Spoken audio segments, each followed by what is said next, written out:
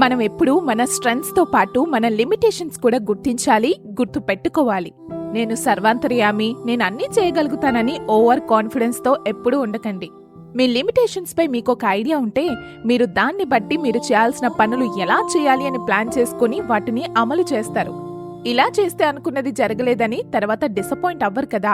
Hence be aware of your limitations. ఏదైనా విషయం గురించి ఎంత ఎక్కువ ఆలోచిస్తే అంత బాధేస్తుంది.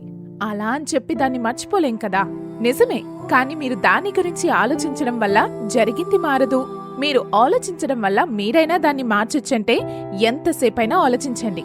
కానీ అలా అవ్వదు కాబట్టే ఎంత తొందరగా కుదిరితే అంత తొందరగా మరిచిపోండి. చెప్పడం మోర్ ఈజీ దాన్ పాటించడం. కానీ let it go will also make you stronger. ఈ లోకంలో ప్రతి మనిషికి అటాచ్మెంట్స్ ఉంటాయి. కానీ మీరు ఒక మనిషిని కలిసిన కొన్ని రోజులకే ఎమోషనల్ అటాచ్మెంట్ పెంచుకోకండి. ఎందుకంటే ఎప్పుడు ఎవరు వదిలేసి వెళ్తారో తెలీదు. ఇన్ ద ఎండ్ మీరే హర్ట్ అవుతారు. If the attachment is mutual it's fine. కానీ వన్ సైడ్ అటాచ్మెంట్ అయితే ఎండ్ లో మీరే హర్ట్ అవుతారు అన్నది గుర్తుపెట్టుకోండి. ప్రతి సిచ్యువేషన్స్ లో రియాక్ట్ అవ్వడం ఆపేయండి. మీరు సైలెంట్ గా ఉంటే మీరు తప్పు అని అర్థం కాదు.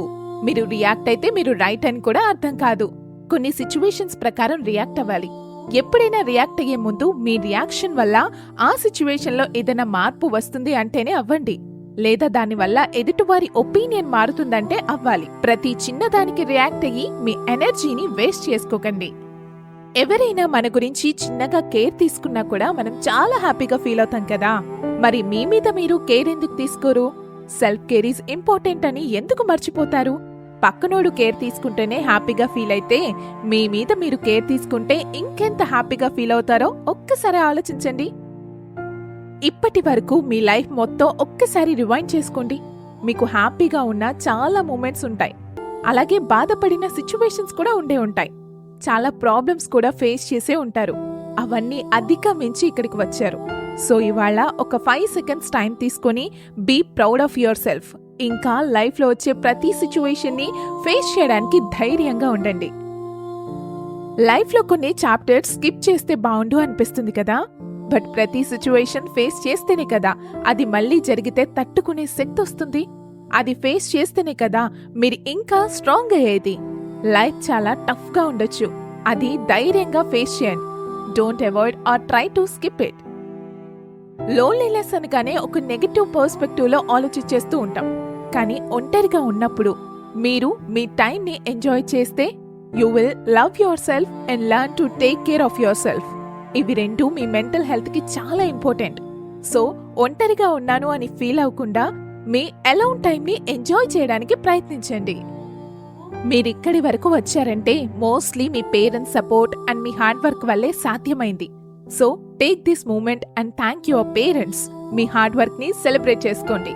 ఇప్పుడు మీ లైఫ్ టఫ్ గా ఉండొచ్చు, కానీ మీరు మీ 100% హార్డ్ వర్క్ అయితే చేస్తున్నారు కదా. సో కొంచెం లక్ మిస్ అయిందేమో, కానీ అది కూడా త్వరలోనే వస్తుందని నమ్మండి. అండ్ మిమ్మల్ని మీరు సెలబ్రిటీ చేసుకోవడం మాత్రం మర్చిపోకండి.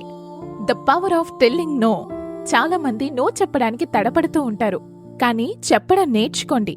మిమ్మల్ని ఏదైనా చేయమని చెప్పినప్పుడు మీకు ఇష్టం లేకపోతే మీరు నో చెప్పాలి. ఎవరి కోసమో ఏదో చేయడం కాదు, మీ మెంటల్ పీస్ కోసం మీరు చెప్పడం నేర్చుకోండి. Your intentions, your peace is more important than others comfort. పక్కన వాడి కంటే ముందు మీ గురించి మీరు ఆలోచించడం మొదలు పెట్టండి. చాలా మంది పక్కన వాళ్ళు తనని లవ్ చేయాలని ఎక్స్పెక్ట్ చేస్తారు, కానీ వాళ్ళని వాళ్ళు మాత్రం కంప్లీట్ గా యాక్సెప్ట్ చేయరు. మిమ్మల్ని మీరు కంప్లీట్ గా యాక్సెప్ట్ చేయరు, కానీ పక్కన వాళ్ళొచ్చి మిమ్మల్ని కంప్లీట్ గా యాక్సెప్ట్ చేయాలని మాత్రం అనుకుంటారు కదా. మిమ్మల్ని మీరు కంప్లీట్ గా యాక్సెప్ట్ చేసి మీ మీద ఫోకస్ చేస్తే రైట్ టైంలో రైట్ పర్సన్ వస్తారు. So accept your self and focus on your self. ఒక మనిషి మిమ్మల్ని హర్ట్ చేసి ఫర్గివ్నెస్ అడిగితే వాళ్ళని ఫర్గివ్ చేయడం చేయకపోవడం అనేది మీ ఇష్టం. కానీ ఇదొక్క విషయం మాత్రం గుర్తుపెట్టుకోండి, మీరు వాళ్ళని ఫర్గివ్ చేస్తున్నారంటే మీరు ఆ విషయం గురించి ఇంకా హర్ట్ అవ్వదలుచుకోవట్లేదు అని అర్థం.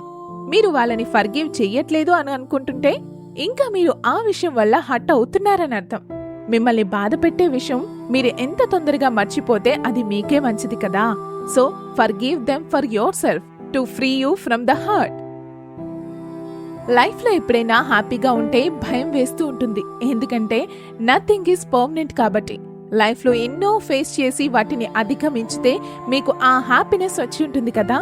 భయం వేయడం సహజమే, కానీ మీ మైండ్ సెట్లో కొంచెం చేంజ్ ఉంటే ఆ భయాన్ని మొత్తం పక్కన పెట్టేస్తారు. ఇప్పటి వరకు ఎన్నో ఫేస్ చేసి ఓవర్కమ్ కూడా చేసుంటారు. లైఫ్లో ఇంకేమైనా వస్తే కూడా ఫేస్ చేసి ఓవర్కమ్ చేస్తాను అని అనుకుంటే ఇంకా భయం ఎందుకు వేస్తుంది? అలాగే ప్రెజెంట్లో హ్యాపీగా కూడా ఉంటారు. Thanks for watching. Like, share and subscribe to our channel. మీకు ఇంకా ఎలాంటి టాపిక్స్ కావాలో కింద కామెంట్ బాక్స్ లో కామెంట్ చేయండి.